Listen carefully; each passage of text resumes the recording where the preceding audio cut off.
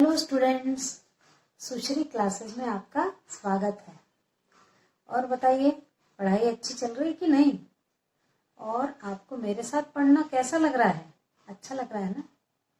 तो कमेंट भी करिए, शेयर करिए, लाइक करिए और मेरे चैनल के साथ सब्सक्राइब करिए और बेल आइकन को क्लिक जरूर करिए। तो मैं ऐसे ही आपको आपकी पूरी पढ़ाई को एकदम सरल बनाकर आपके सामने देती रहूंगी और अपन पढ़ते रहेंगे एक साथ मिलकर। तो चलिए, आज अपन क्लास 11th का व्यवसाय अध्ययन बिजनेस स्टडी का फर्स्ट चैप्टर का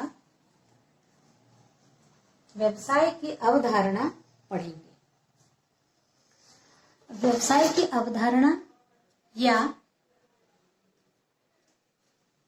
कॉन्सेप्ट ऑफ बिजनेस यानी व्यवसाय क्या है, ये हम आज पढ़ेंगे। जैसे ही मनुष्य का जन्म हुआ, मैं अपने पहले वीडियो में बता चुकी हूँ कि जैसे ही मनुष्य का जन्म हुआ वैसे ही आवश्यकताओं का भी जन्म हो गया और आवश्यकताओं की पूर्ति करने के लिए धन की आवश्यकता होने लगी और वो धन व्यवसाय और रोजगार के माध्यम से मनुष्य कमाने लगा।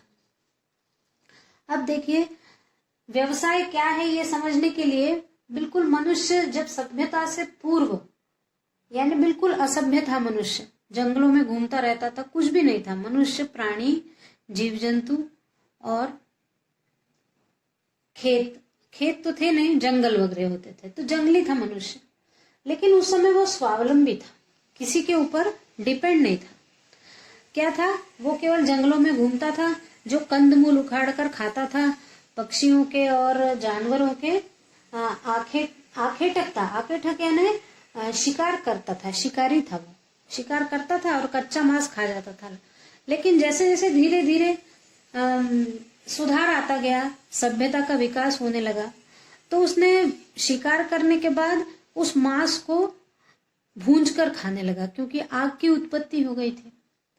धीरे धीरे वो शिकार करना छोड़कर पशुपालन करने लगा। ऐसे पशुओं का उसने पता लगा लिया था जो मनुष्य के लिए कुछ लाभदायक वस्तुएं दे सकते हैं, ऐसा पशुपालन करने लगा। और धीरे धीरे पशुपालन के साथ वो कृषि करने लगा। जब उसने देखा कि एक बीज यदि मिट्टी में पड़ा रहे तो वहां से एक पौधा उग जाता है, ये देखकर उसने कृषि करना चालू किया। अब कृषि करने के साथ साथ क्या आ गया? अभी तो व्यक्ति स्वावलंबी था, खुद अपना कर लेता था, किसी की जरूरत नहीं थी। लेकिन जब वो पशुपालन और कृषि करने लगा तो उसको अपने काम की वस्तु के लिए वस्तु विनिमय प्रणाली अपनाना पड़ी।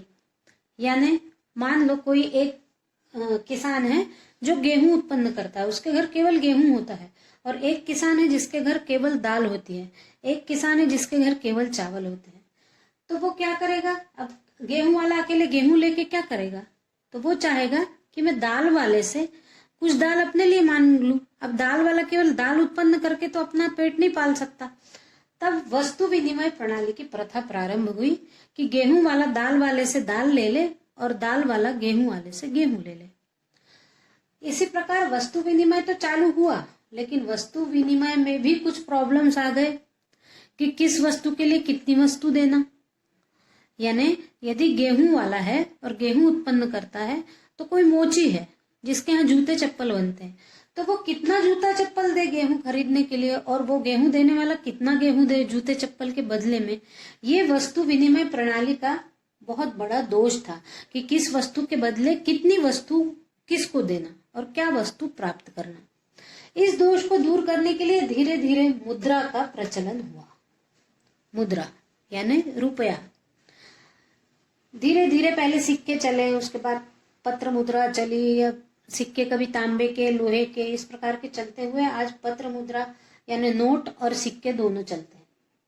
अब जैसे ही मुद्रा का आविष्कार हो गया, व्यवसाय के क्षेत्र को उसने अनंत कर दिया। यानी इस समय वस्तु विनिमय प्रणाली का दोष इधर जाके खत्म हो जाता है, तो व्यवसाय के क्षेत्र में जैसे ही मुद्रा मिली वैसे ही व्यवसाय का क्षेत्र अनंत हो गया, क्योंकि प्रत्येक व्यवसायी ये चाहता था कि मैं कुछ न कुछ व्यवसाय करूं, उसके बदले मुझे पैसा मिले और उस पैसे से मैं अपनी आवश्यक बातों को खरीद लूं। अब पहले व्यवसाय साधन नहीं था, अपितु साध्य था। पहले लोग मानते थे कि मेरा व्यवसाय है तो मेरे पास सब कुछ है, ऐसा मानते थे। लेकिन बाद में ऐसा हुआ कि अब ये कहा जाता है कि अब व्यवसाय साध्य नहीं साधन बन गया है। अब लोग ये चाहते हैं कि व्यवसाय एक साधन है जिसके माध्यम से हमको रुपया मिलेगा और उस रुपया को हम साधन के रूप में कहीं भी उपयोग कर सकेंगे। कहीं कहीं समाज सेवा करते हुए भी लोग लाभ कमाना चाहते हैं, इसलिए अब वो साधन बन गया है। व्यवसाय में संपूर्ण आर्थिक और मानवीय क्रियाएं आती हैं। जो भी मनुष्य आर्थिक और मानवीय क्रियाएं करता है वो व्यवसाय के अंतर्गत आती है। ऐसी मानवीय क्रियाएं जो वस्तुओं सेवाओं के उत्पादन विनिमय वितरण के लिए की जाती है और जिनका उद्देश्य क्रियाओं का लाभ कमाना होता है, ऐसी क्रियाएं क्या कहलाती हैं? व्यवसाय। यानी कोई यदि व्यवसाय करता है, किसी वस्तुओं और सेवाओं का उत्पादन करता है, तो जो विनिमय वितरण के लिए की जाने वाली मानवीय क्रियाएं हैं, विनिमय यानी यहाँ से वहां, वितरण यानी यहाँ से वहां ले जाना, विनिमय यानी खरीदना बेचना, ये जो क्रियाएं की जाएंगी और वो भी क्रियाएं लाभ कमाने के लिए की जाएंगी, तो ऐसी क्रियाएं व्यवसाय के अंतर्गत आती है। अब हम इसके आगे देखेंगे व्यवसाय का अर्थ और परिभाषा, meaning and definitions of business. अब देखिए, व्यवसाय शब्द जो है वो इंग्लिश के बिजनेस का अनुवाद है। बिजनेस जिसका अर्थ है हिंदी में व्यस्तता या किसी भी कार्य को करने में व्यस्त रहना, ये बिजनेस है। ये इसका शाब्दिक अर्थ हो गया, ठीक है, यानी व्यस्त रहना यानी व्यवसाय। अब H.L. हेने के अनुसार व्यवसाय से आशय उन सभी मानवीय क्रियाओं से है जो वस्तुओं के क्रय विक्रय से धन उत्पन्न या प्राप्त करने के लिए की जाती है। यानी ऐसी मानवीय क्रियाएं, किसके अनुसार? H.L. हेने की परिभाषा के अनुसार व्यवसाय से आशय मनुष्य के द्वारा की जाने वाली ऐसी सभी मानवीय क्रियाएं जो वस्तुओं के क्रय विक्रय से धन उत्पन्न या प्राप्त करने के लिए की जाती है। यानी वस्तु को खरीदकर बेचकर धन प्राप्त करने के लिए की जाने वाली मानवीय क्रियाओं को व्यवसाय कहते हैं। Thank you.